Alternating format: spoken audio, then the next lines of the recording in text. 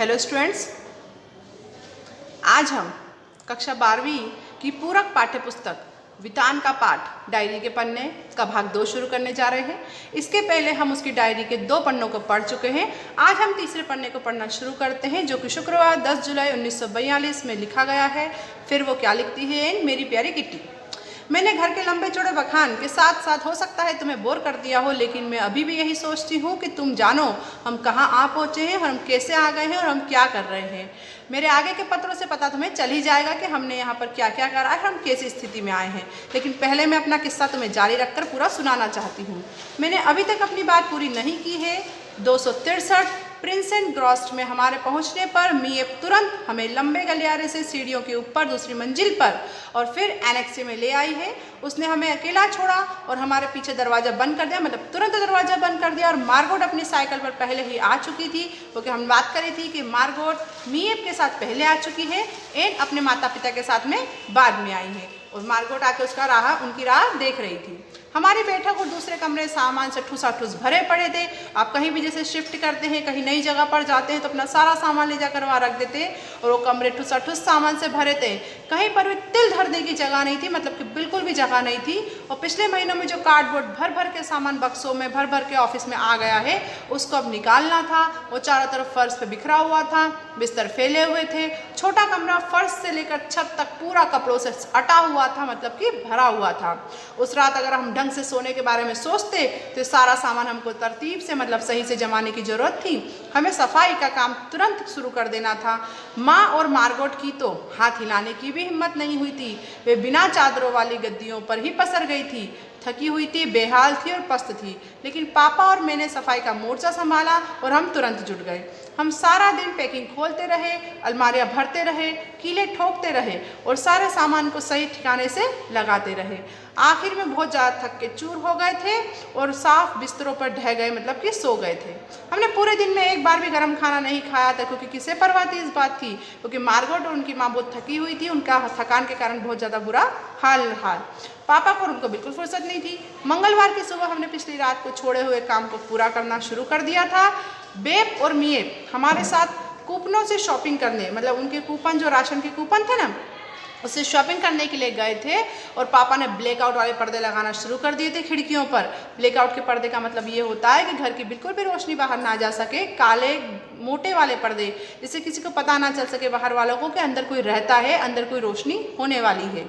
हमने फर्श को रगड़ रगड़ के साफ कर दिया था। सवेरे से रात तक हम काम में जुटे हुए थे और बुधवार तक मुझे यह सोचने की फुर्सत नहीं मिली कि मेरी ज़िंदगी में कितना परिवर्तन आ चुका है।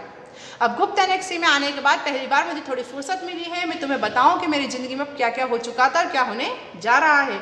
और तुम्हारी एन करके वो इस पत्र को यहीं पर समाप्त करती है।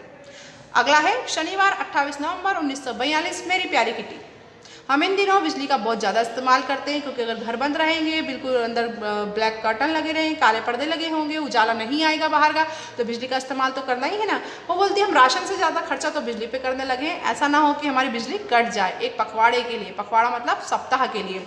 तो सोचो कितना मज़ा आएगा। बच्चों को इन चीज़ों में बहुत मज़ा आता है। ये ऐसा इससे कम भी हो सकता था। बहुत अंधेरा हो जाता है, वो क्या बोलते हैं 4:30 बजे से ही वहाँ पर अंधेरा होने लग जाता है, और हम तब तक नहीं पढ़ सकते हैं। इसलिए हम उलूल जुलूल हरकतें करके गुजारते हैं, क्योंकि अंधेरा हो गया है, रोशनी वो कर नहीं सकते हैं। तो उनको कैसे भी अपना समय बिताना है ना, तो वो क्या करते हैं, पहेलियाँ बुझाते हैं, अंधेरे में व्यायाम करते हैं, अंग्रेजी या फ्रेंच बोलते हैं, किताबों की समीक्षा करते हैं। हम कुछ भी करें, थोड़ी देर बाद बोर होने लग जाते हैं। और कल मैंने वक्त गुजारने का नया तरीका खोजा। इनने क्या नया तरीका खोजा? उनने एक दूरबीन ढूंढ ली और दूरबीन लगा के पड़ोसियों के घरों में जहाँ रोशनी है कमरों में झांकना शुरू कर दिया। एक दिन के वक्त हमारे पर्दे हटाए नहीं जा सकते थे, 1 इंच भर भी नहीं हटा सकते थे उसको। लेकिन अब जब अंधेरा हो जाता था तो पर्दे हटाने में कोई हर्ज नहीं होता था। मुझे पता नहीं था कि हमारे पड़ोस में इतने दिलचस्प, मतलब इतने मज़ेदार लोग रहते हैं। वो क्या बताती पड़ोसियों के बारे में, कि जो हमने पड़ोसी देखे तो उसमें से एक परिवार डिनर कर रहा था, एक परिवार फिल्म बना रहा था, तो सामने वाले घर में एक दंत चिकित्सक एक डरी हुई बुढ़िया से जूझ रहा था।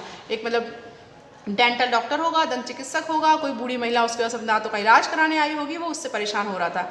मिस्टर डसेल, जिसके बारे में मैंने कहा था ना कि उनकी बच्चों के साथ बहुत पढ़ती है, वे खूब उनको प्यार करते हैं। असल में वो ऐसा है कि बाबा आदम के ज़माने के, मतलब बहुत पुराने समय के अनुशासन प्रिय व्यक्ति हैं।